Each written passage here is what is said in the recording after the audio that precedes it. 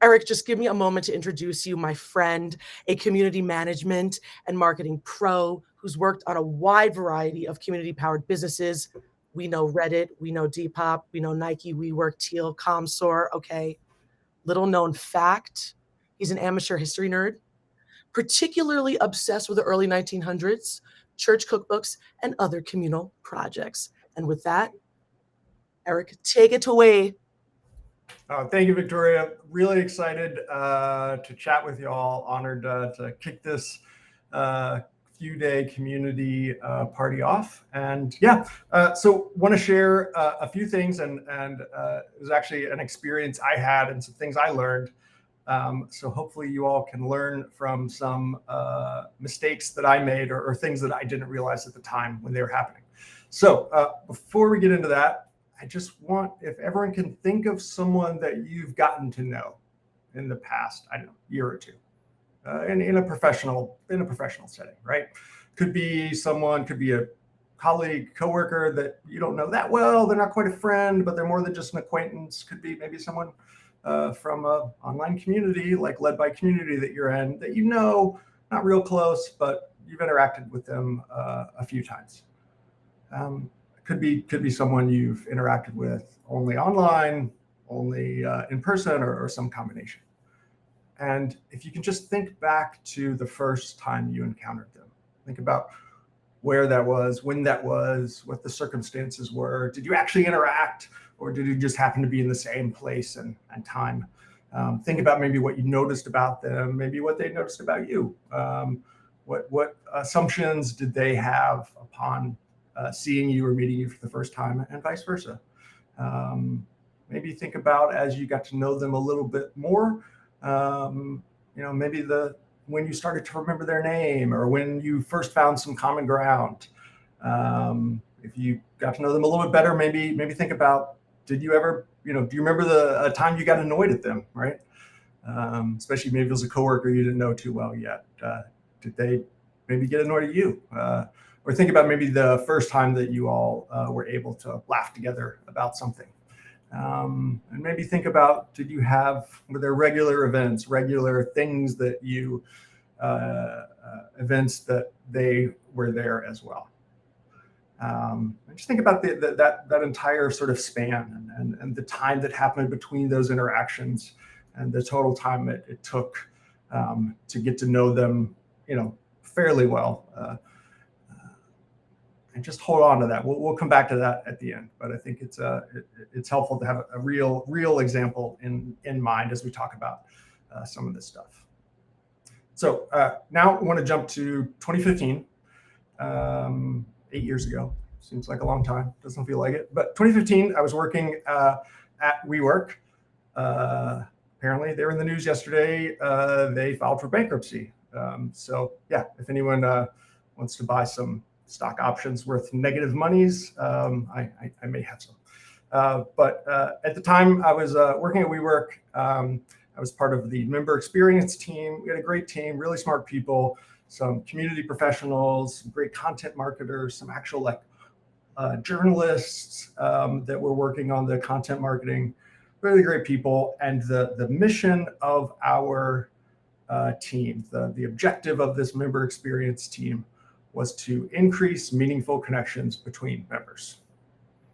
Right? Some of you probably have that language in your own OKRs, increasing meaningful connections. It's kind of one of the core pillars of the craft that we do of being community professionals.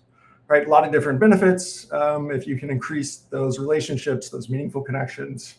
And there's a lot of reasons why it might make sense for a community or business to focus on that as sort of a metric, a way to think about and quantify the relationships that form because of the community that you're helping to build.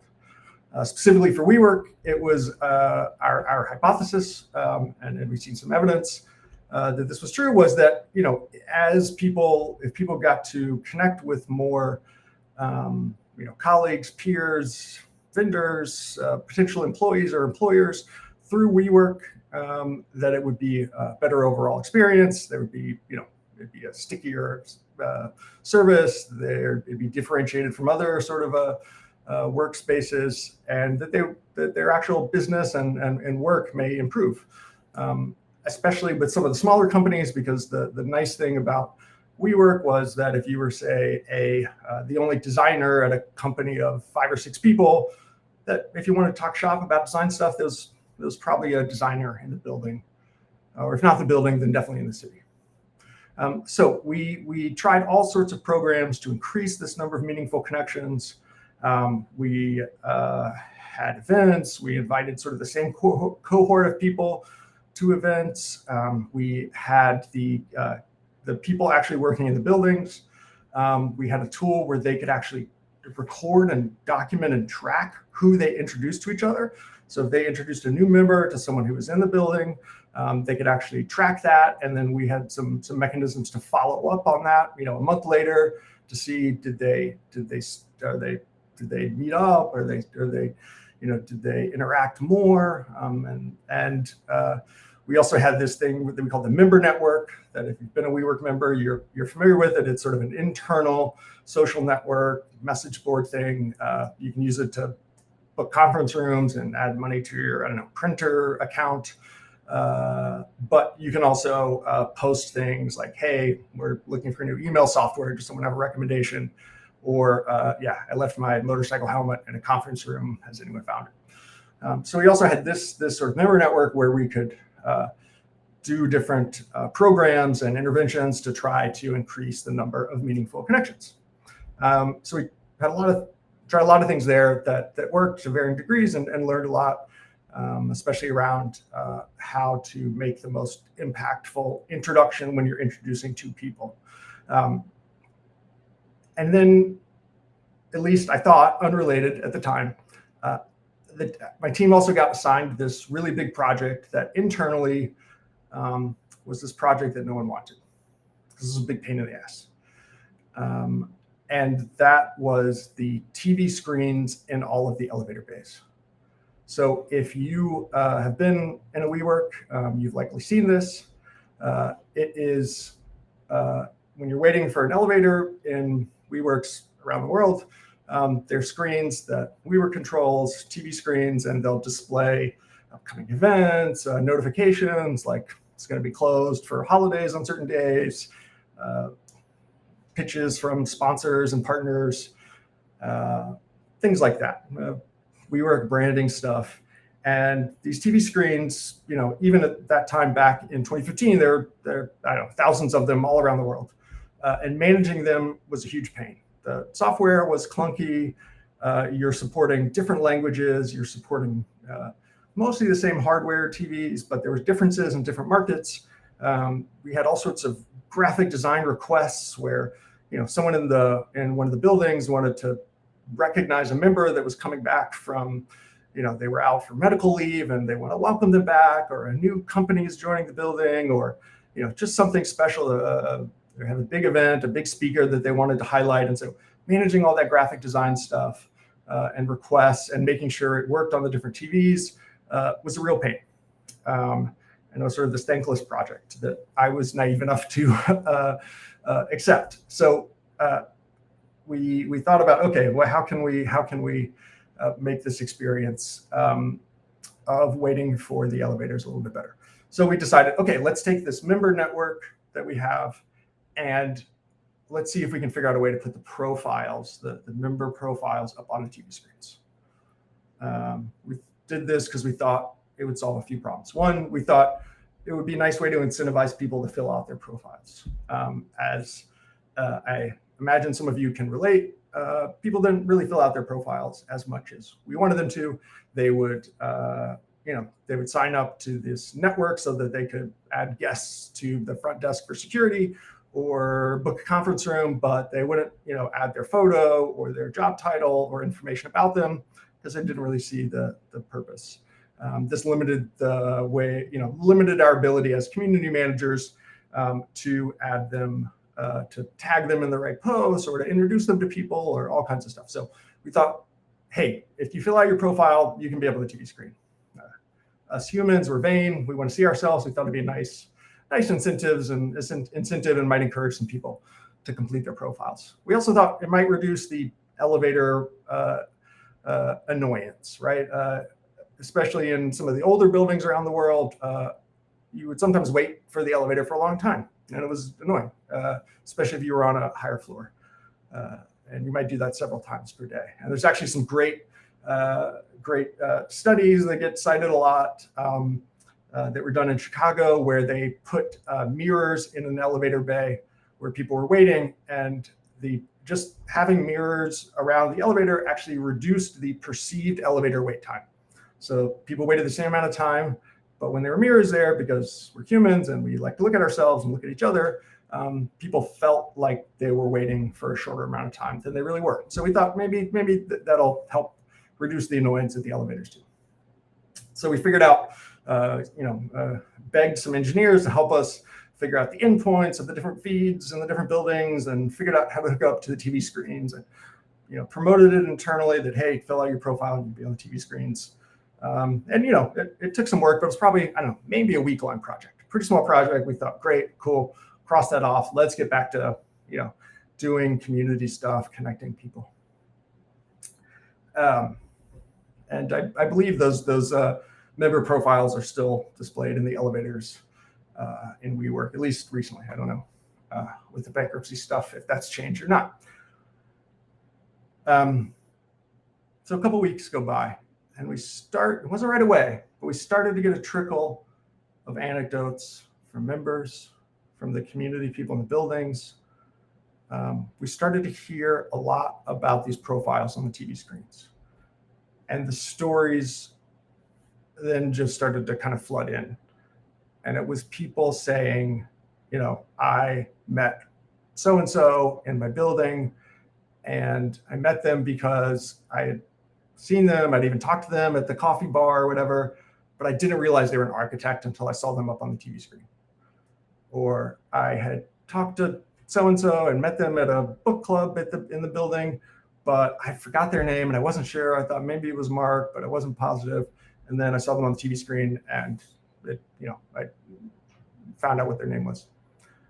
Or a lot of people that would say, hey, I met so many people when you put my profile up on the TV screen, because it gave people an excuse to come up and introduce themselves, or to send me a message on the member network or email or Twitter or whatever.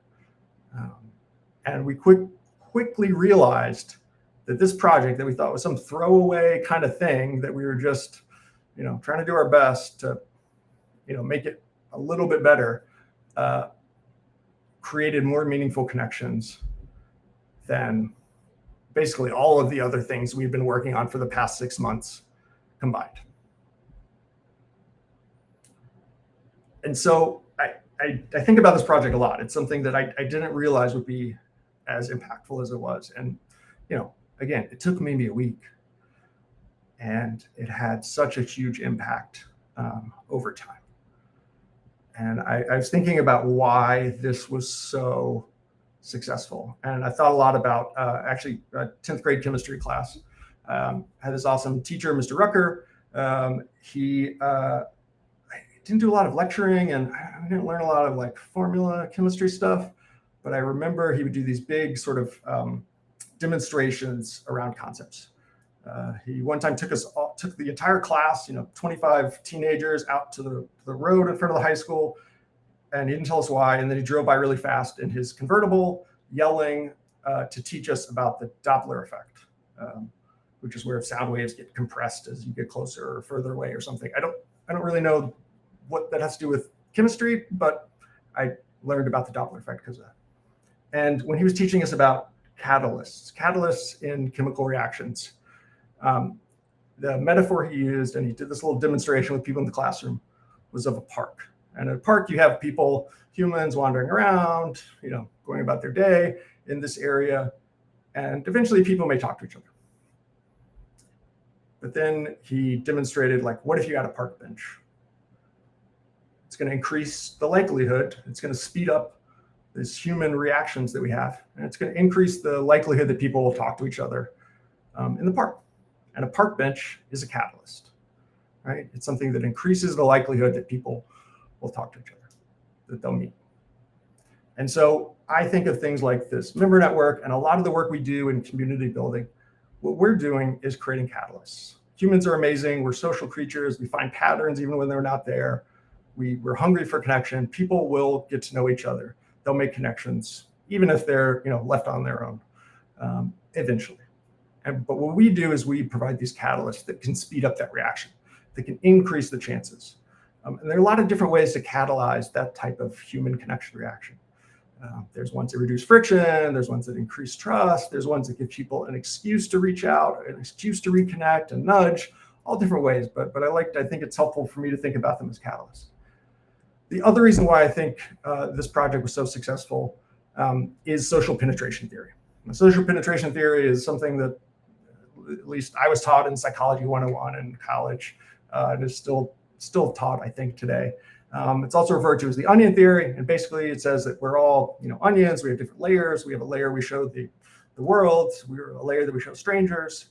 And as we get to know someone, we sort of take off those layers, right? We'll show people not just the sort of outward self and attributes we project, but we'll kind of let them in. And over time, there'll be a reciprocal self-disclosure of things. And that's how you get to know someone. You share information, you share increasingly, inner layers about yourself, your feelings, your wants, your desires, all that kind of stuff. And if you go on YouTube and type in social penetration theory, you can find this sort of formula for how people become friends and best friends applied to, just about any movie out there. Step Brothers, Thelma and Louise, any rom-com, all kinds of stuff. You will find that when you watch movies, you can find this theory in practice. But there's a lot of great YouTube videos edited by, Psychology 101 students in college using whatever their favorite movie is to demonstrate this. And so I think it's also helpful to think about fostering connections, to think about these catalysts for connection, not just as one type, not just as a homogeneous whole, but think about them in the different segments of this social penetration theory, the different segments of getting to know someone. Think about what are the catalysts we have, what are the programs, the interactions, the manual introduction that you're doing that can help people get beyond that first outward layer. Think about other things you can do to actually, in a virtual sense, increase the number, increase the sort of surface area and the exposure people have when they're sharing even that outside layer. Things like icebreakers, what books are you reading? What music do you like? These are very surface level things, but they serve a purpose, especially in a virtual world where maybe we don't pick up on those things. They're not as present as they would be if we were all meeting and seeing each other in person. And then think about what are the things you can do to increase, to catalyze, to nudge, to encourage those interactions further inside the onion. Once people kind of know each other, they remember each other's names, they know the basics, what can you do to encourage people to go a little bit deeper? And I think it's helpful to think about the interactions, the things you're doing as a community professional in those different ways. So in that spirit, if you think back to the person you kind of conjured in your mind and thought about at the very beginning, someone that maybe they're not a friend yet, but they're more than an acquaintance. At the next break or later today, I would just encourage and by the power granted to me led by Community Everywhere Summit, I would encourage you to reach out to them and just say you're thinking about them, because you were. Reach out and maybe you'll be able to foster the next step in the connection with people there. But thank you. I hope you all learned something from this. It's an experience I think about a lot. And if there's any questions, I can try to answer them from the chat.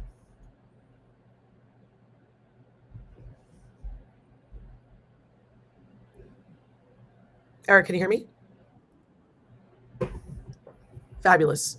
No questions as yet, but I do just want to give you some kudos on the TV screen in WeWork. Didn't know that was you, my good man. When I worked at Remote Year, we traveled around the world in giant groups of 60, 70, 80 people a pop. And we worked at WeWorks. And those TV screens were how we connected with locals in the city. It was how we found out about events. It was how we were able to sit at people's homes with their family members and get to know different cultures. It really made impactful and meaningful connections. So no surprise that was you, but also have to give credit where credit is due. So thank you for that. Thank you. We do have a question. Yeah. Erik, what strategies have worked for you to nudge people past that first layer? I mean, I think, and this is one of the reasons why the TV screens were successful, it takes a lot of repetition, right? We're all busy. We have things going on that, there's not one golden nudge that's going to help. There's things that might be more successful, but it takes repetition. You've got to remind people over and over.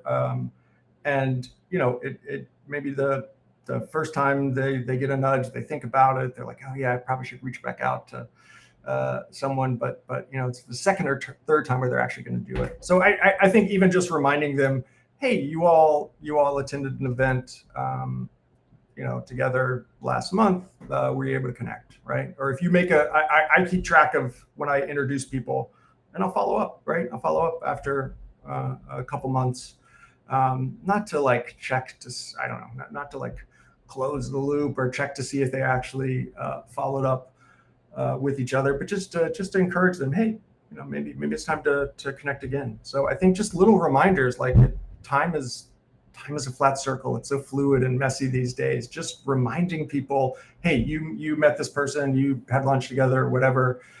You were at the same book club 2 months ago. That little bit helps. Fantastic. Thank you so much, Erik, for your time and energy here. We have been inspired. And with that, we will see you in the air internet waves of the rest of this summit. So many thanks as I migrate to introducing our next speaker. So Erik, it has been an absolute pleasure and joy as always. Thank you, my good man.